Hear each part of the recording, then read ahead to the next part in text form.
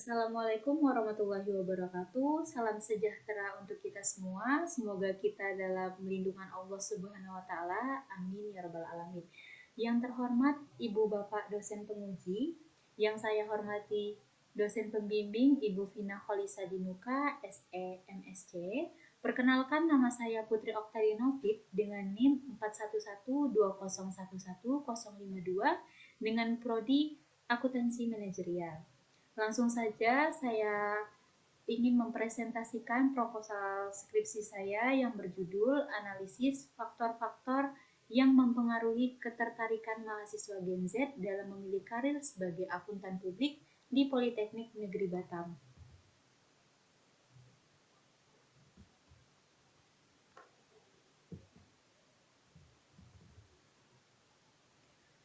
Latar belakang. Peningkatan kualitas sumber daya manusia merupakan hal yang krusial dalam memajukan bangsa dan negara. Dengan adanya sumber daya manusia yang berkualitas, Indonesia dapat menghadapi tantangan global dengan baik dan kompetitif dibandingkan negara lain. Semakin meningkatnya aktivitas perekonomian Indonesia, semakin kredibel pula informasi keuangan yang kredibel untuk disajikan kepada publik. Sementara itu, bidang akuntansi bertujuan untuk menghasilkan sumber daya manusia yang memiliki kompetensi dalam hal pelaporan keuangan dan audit. Ketika mempertimbangkan karir di bidang akuntansi yang akan diambil, perlu mengidentifikasi berbagai peluang yang tersedia dalam menjalani profesi tersebut. Salah satu peluang yang memiliki banyak kesempatan kerja adalah akuntan publik. Meskipun jumlah akuntan yang terdaftar terus bertambah setiap tahun, namun ketersediaan akuntan profesional yang masih dianggap terbatas.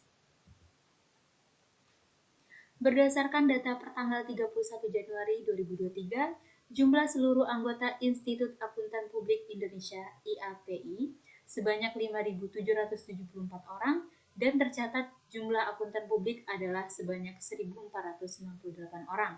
Pemegang Certified Public Accountant atau CPA non-akuntan publik sebanyak 2.267 orang, serta jumlah kantor akuntan publik KAP di Indonesia sebanyak 646 KAP yang tersebar luas di seluruh Indonesia.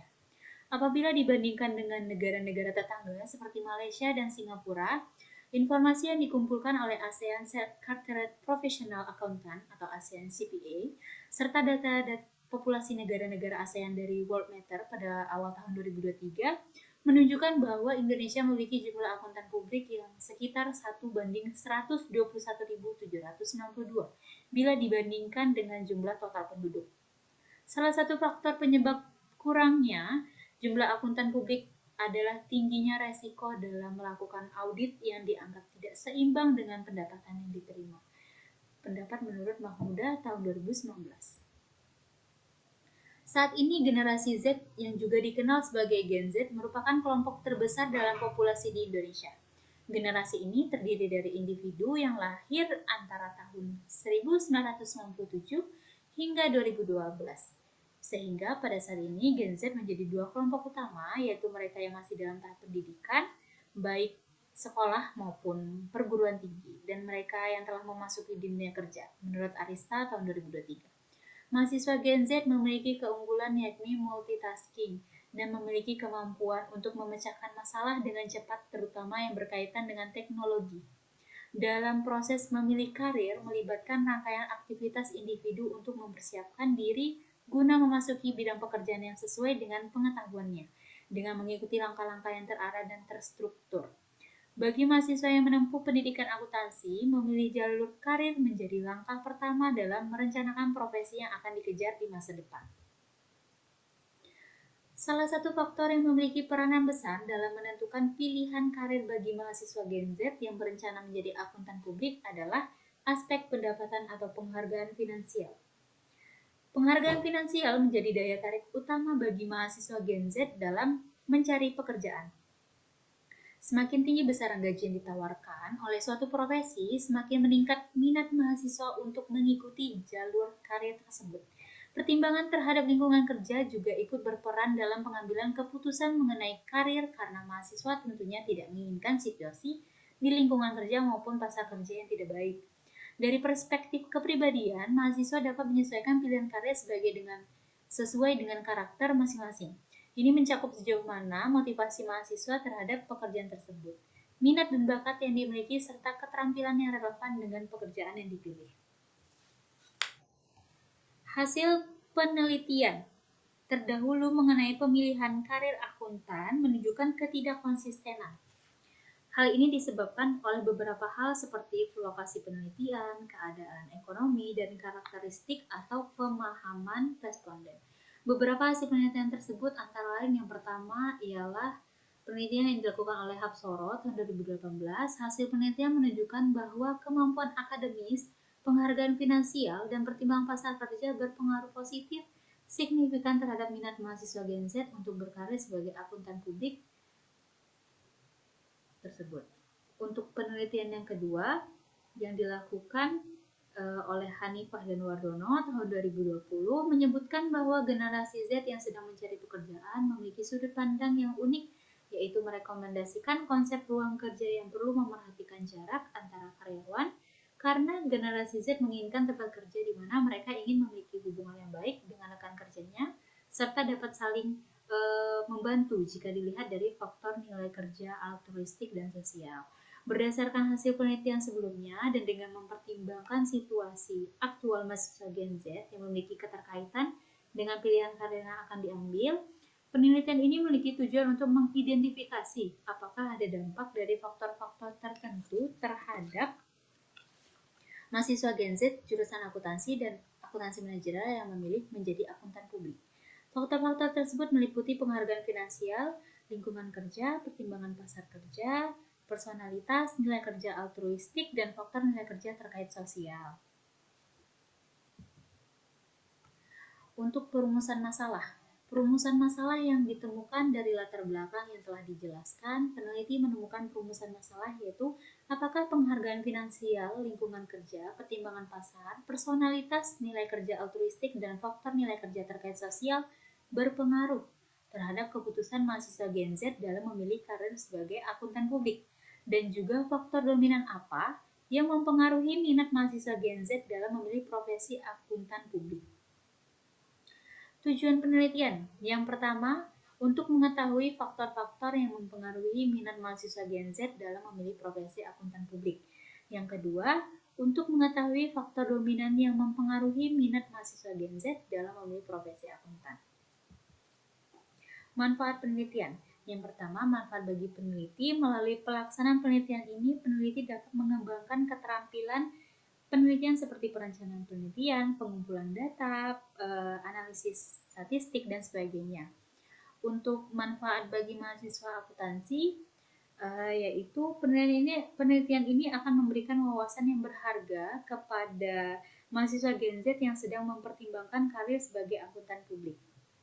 Untuk manfaat bagi akademisi, dengan memahami faktor-faktor yang memotivasi mahasiswa dalam memilih karir sebagai akuntan publik, pihak kampus dapat membantu mahasiswa dalam memilih karir sebagai akuntan publik dan dapat membantu mahasiswa untuk fokus pada pengembangan keterampilan dan pengetahuan yang relevan pada profesi tersebut. Batasan masalah. Gambaran masalah yang begitu luas, namun menyadari keterbatasan waktu dan kemampuan, maka peneliti memandang perlu memberikan batasan masalah secara jelas dan terfokus. Selanjutnya, masalah yang menjadi objek penelitian perlu dibatasi, yaitu mahasiswa dan mahasiswi Politeknik Negeri Batam jurusan Manajemen Bisnis, Prodi Akuntansi Manajerial, semester 7, dan Akuntansi semester 5 untuk kelas pagi dan malam. Selanjutnya juga batasannya itu pengaruh penghargaan finansial, lingkungan kerja, pertimbangan pasar kerja, personalitas, nilai kerja altruistik, serta faktor nilai kerja terkait sosial terhadap minat mahasiswa Gen Z menjadi akuntan publik. Untuk kajian teori, ada dua kajian teori yang digunakan peneliti. Yang pertama, teori harapan dari Viktor Havrum, yang kedua teori kebutuhan dari A.H. Maslow. Yang pertama yang akan kita bahas itu, yang akan saya bahas teori kebutuhan dari A.H. Maslow. Dalam buku yang berjudul Manajemen, ditulis oleh Suprihanto tahun 2018, menuliskan bahwa kajian teori motivasi ada yang dikenal dengan teori kebutuhan. Teori ini dikemukakan oleh A.H. Maslow, bahwa orang termotivasi untuk melakukan sesuatu karena didasari adanya kebutuhan dalam dirinya. yang terbagi menjadi 5 kebutuhan. Yang pertama yaitu ada physiological needs, yaitu kebutuhan fisiologis yang merupakan kebutuhan manusia untuk bertahan hidup atau disebut juga dengan kebutuhan dasar yang terdiri dari kebutuhan makan, minum, dan lain-lain. Yang kedua yaitu ada safety needs, ialah kebutuhan akan rasa aman yang meliputi keamanan akan perlindungan dari bahaya kecelakaan kerja, kestabilan atau kepastian bekerja, dan lingkungan yang aman serta jaminan hari tua. Yang ketiga ialah social needs, ialah kebutuhan sosial berupa kebutuhan seseorang untuk diterima dalam kelompok tertentu yang menyenangkan bagi dirinya, kebutuhan akan interaksi sosial, persahabatan, kasih sayang, dan cinta dalam lingkungan kerja. Yang keempat ada esteem, self-esteem, confidence, dan achievement, ialah kebutuhan yang mencakup keinginan akan penghargaan, pengakuan, dan pencapaian pribadi. Ini melibatkan upaya untuk meraih prestasi, mendapatkan apresiasi dari orang lain, dan membangun rasa harga diri. Dan yang kelima ada self-actualization, ialah kebutuhan yang mencakup pencarian untuk mencapai potensi penuh dan menjadi versi terbaik dari diri sendiri. Seseorang yang mencapai tingkat ini sering mencari pengembangan pribadi, kreativitas, pemahaman yang lebih dalam, dan kontribusi positif kepada masyarakat. Nah, simpulan dari teori ini bahwa setiap individu akan lebih efektif dalam mencapai tujuan karir jika mereka memahami bagaimana kebutuhan mereka berperan dalam motivasi dan perilaku mereka. Dengan memahami kebutuhan tersebut, seseorang yang mencari pekerjaan dan dapat merencanakan dan menjalani proses pencarian kerja dengan lebih baik. Yang kedua ada teori harapan dari Viktor Havrum.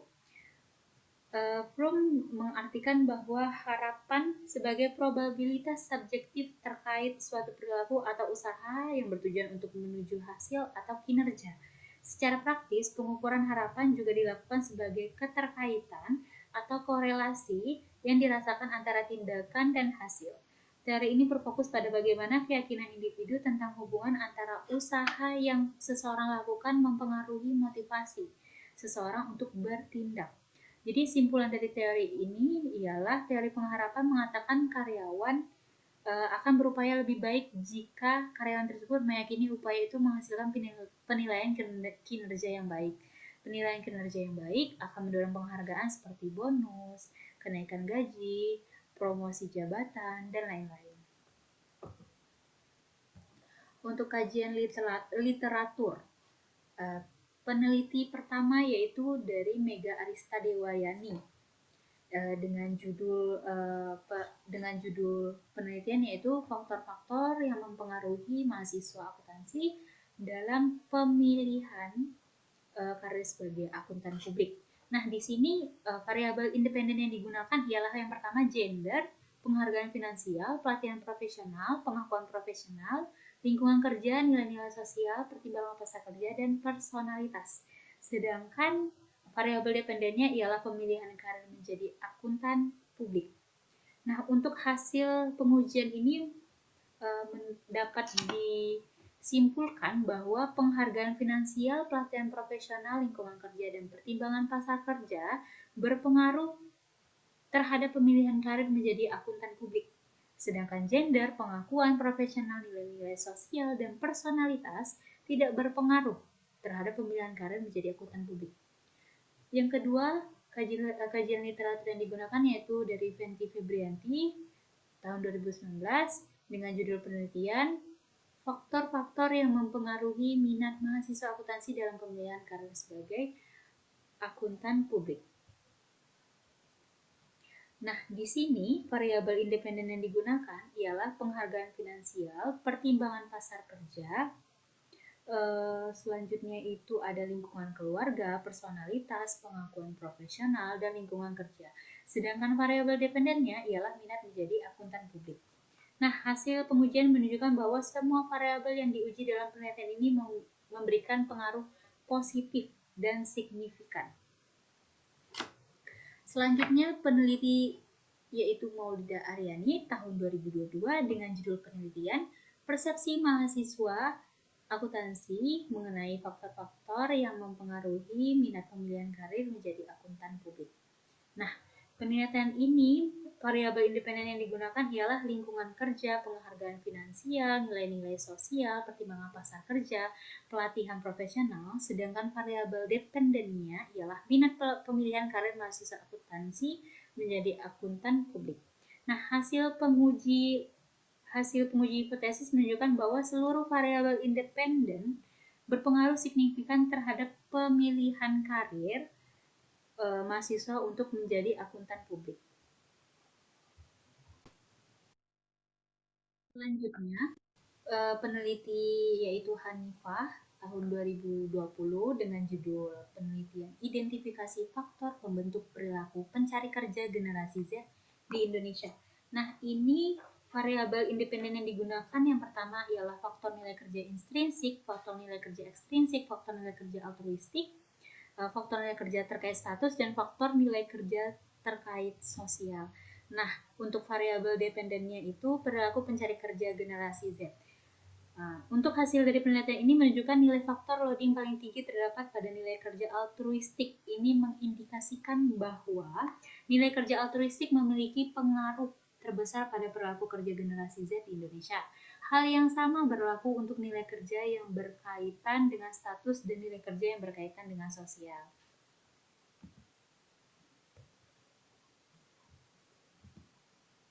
Selanjutnya, peneliti dari Lei Wen Hongwei Chris Yang dan Lubu untuk tahun 2018 dengan judul penelitian Public Accounting versus Private Accounting Career Choice of Accounting Student in China. Nah, untuk ini variabel independen yang digunakan ialah kompensasi, pengalaman kerja, daya jual, perputaran tinggi, lingkungan pekerjaan yang dinamis, norma subjektif, sulit didapat sertifikasi CPA, sertifikasi CPA, sulit untuk berpergian. Untuk variabel dependennya ialah niat bekerja di akuntan publik dan variabel kontrolnya ialah kelulusan, umur, dan jenis kelamin.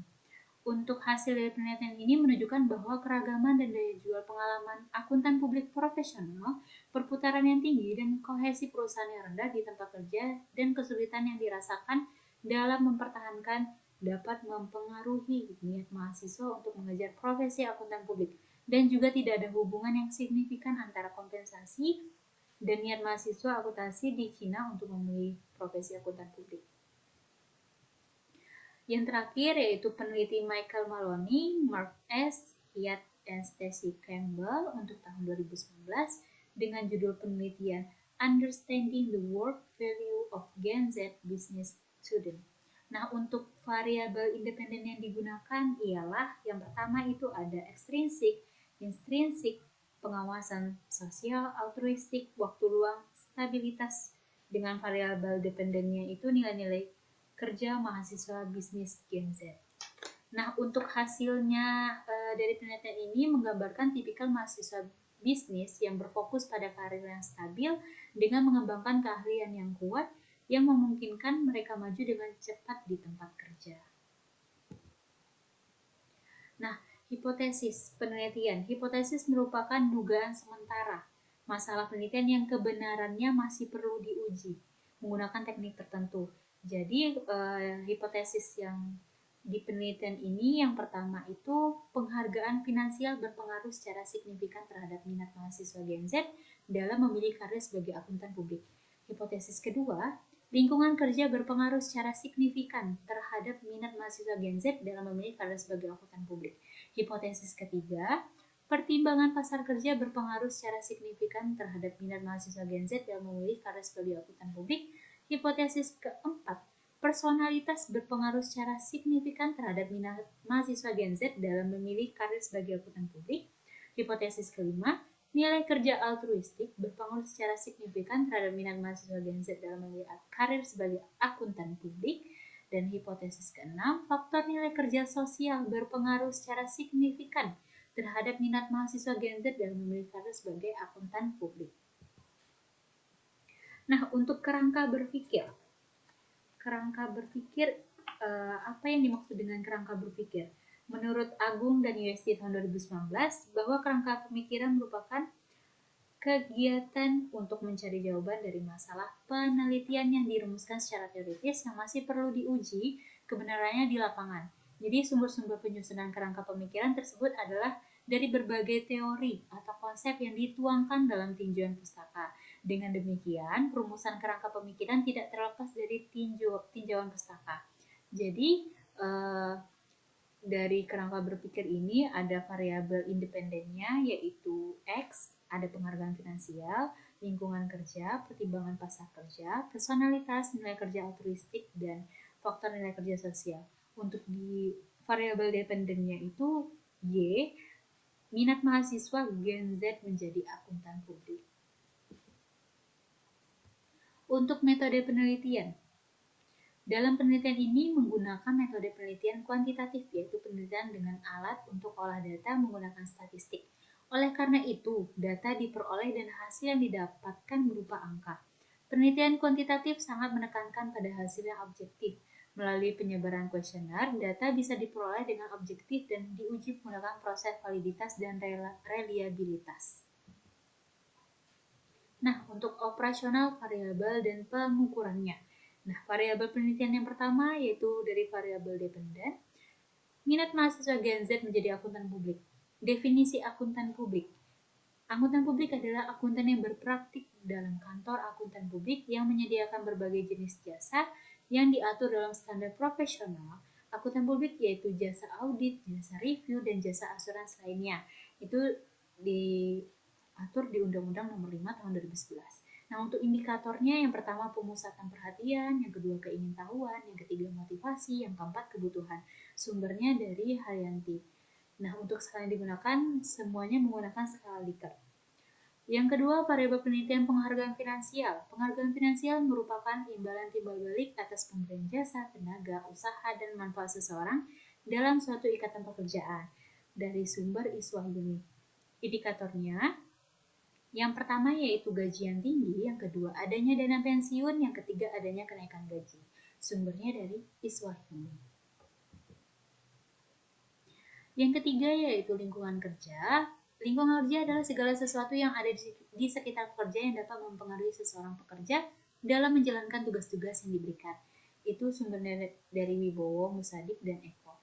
Untuk indikatornya yang pertama, lingkungan pekerjaan rutin. Indikator kedua, lingkungan pekerjaan lebih banyak tantangan. Yang ketiga, pekerjaan lebih cepat diselesaikan. Yang keempat, lingkungan kerja yang menyenangkan. Yang kelima, sering lembur. Yang keenam, ada tekanan kerja untuk mencapai hal yang sempurna. Sumbernya dari Iswah Yuni. Nah, untuk yang keempat, pertimbangan pasar kerja. Pertimbangan pasar kerja meliputi keamanan kerja dan tersedianya lapangan kerja atau kemudahan mengakses lowongan kerja.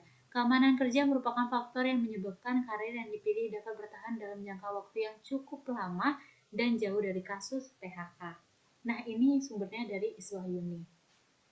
Untuk indikator yang digunakan, yang pertama keamanan kerja yang terjamin, lapangan pekerjaan yang ditawarkan mudah diketahui, serta sumber yang digunakan itu dari Iswah Yuni juga.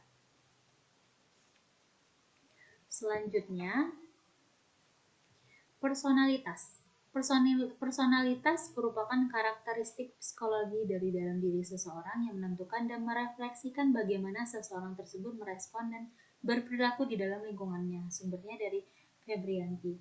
Nah, untuk indikatornya, bekerja sesuai dengan kepribadian yang dimiliki. Yang kedua, kejujuran dalam mengerjakan tugas. Yang ketiga, independensi dalam menjalankan profesi. Sumbernya itu dari Febrianti 2019.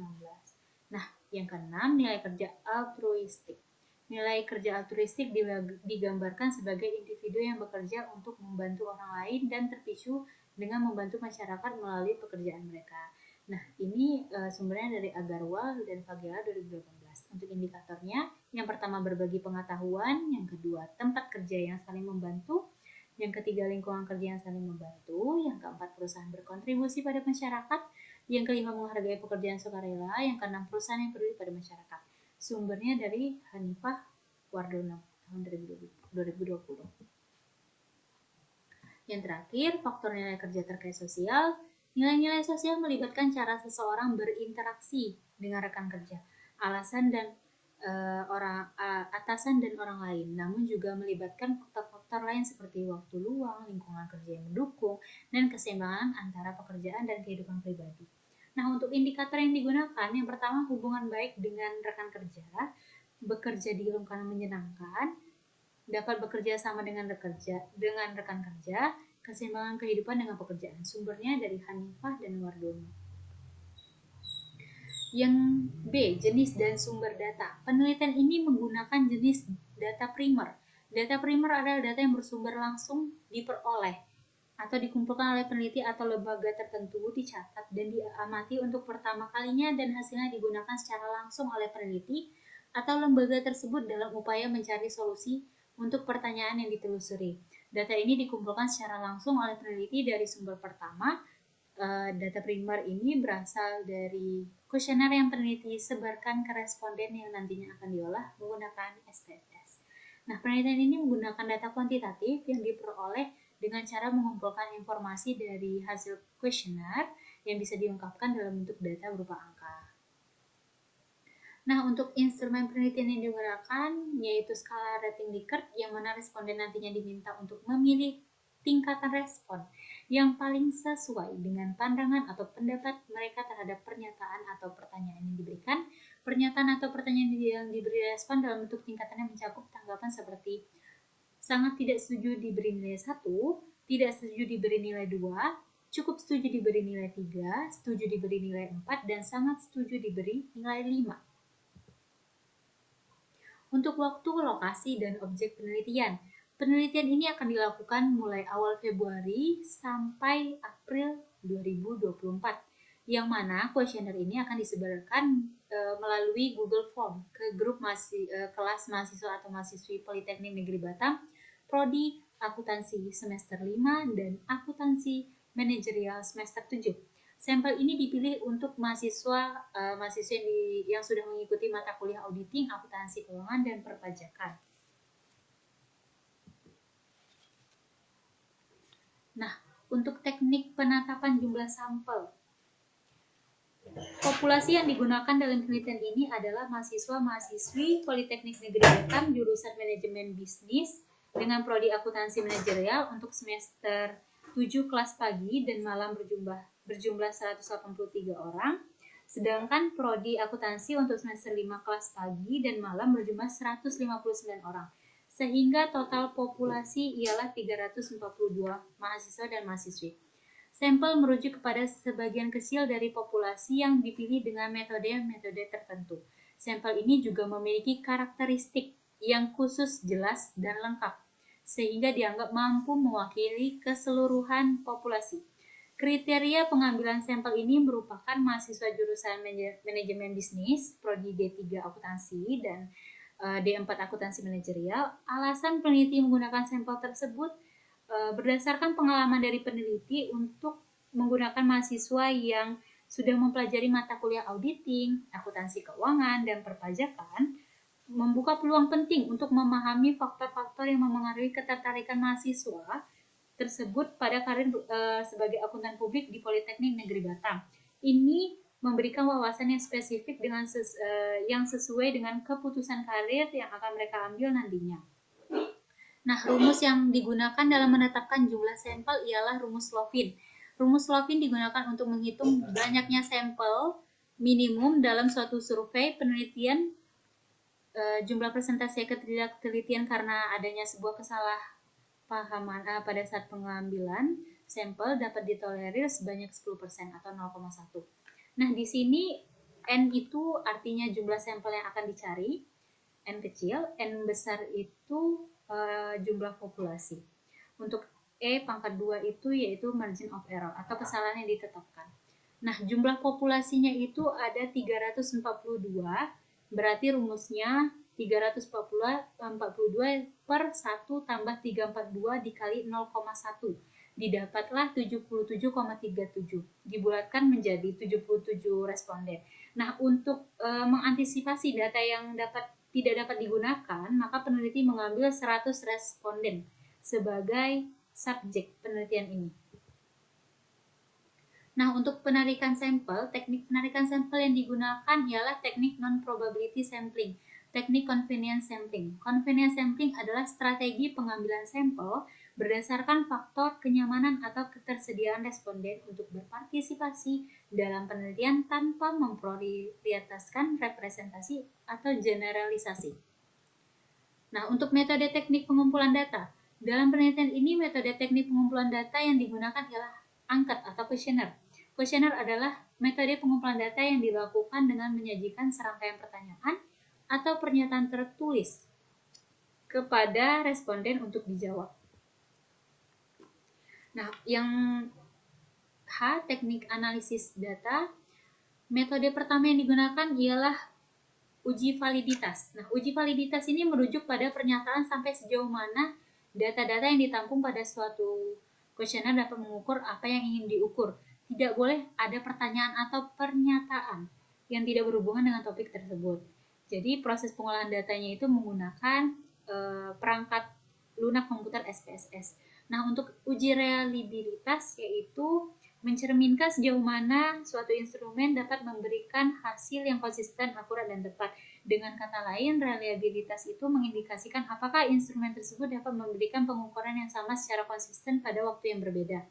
Nah, untuk metode kedua yaitu ada uji asumsi klasik. Uji asumsi klasik ini yang digunakan ya ada dua, uji normalitas dan uji multikolonialitas. Sebelum dilakukan uji terhadap hipotesis penelitian, terlebih dahulu dilakukan uji asumsi klasik atas data yang diolah dengan dua jenis ini, yaitu uji normalitas untuk menguji apakah data yang digunakan dalam penelitian berdistribusi normal atau tidak. Nah, yang kedua, uji multikolonialitas untuk menguji apakah model regresi yang ditemukan adanya pengaruh antara variabel bebas independen. Model regresi yang baik seharusnya tidak terjadi korelasi di antara variabel independen. Nah, untuk metode yang ketiga yaitu ada uji hipotesis.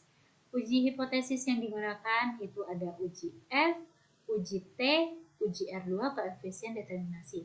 Nah, metode yang keempat yaitu analisis regresi berganda. Nah, analisis regresi berganda ini digunakan untuk menganalisis dua atau lebih variabel bebas yang mempengaruhi satu variabel terikat. Dalam penelitian ini, analisis digunakan untuk menguji variabel bebas terhadap variabel terikat. Oke, demikianlah yang dapat saya jelaskan terkait proposal skripsi saya. Saya percaya kritik dan saran yang membangun dapat menjadi pedoman untuk saya dalam tahap pengerjaan berikutnya. Saya ucapkan banyak terima kasih. Mohon maaf apabila ada kesalahan dalam presentasi yang saya sampaikan. Sekian, terima kasih.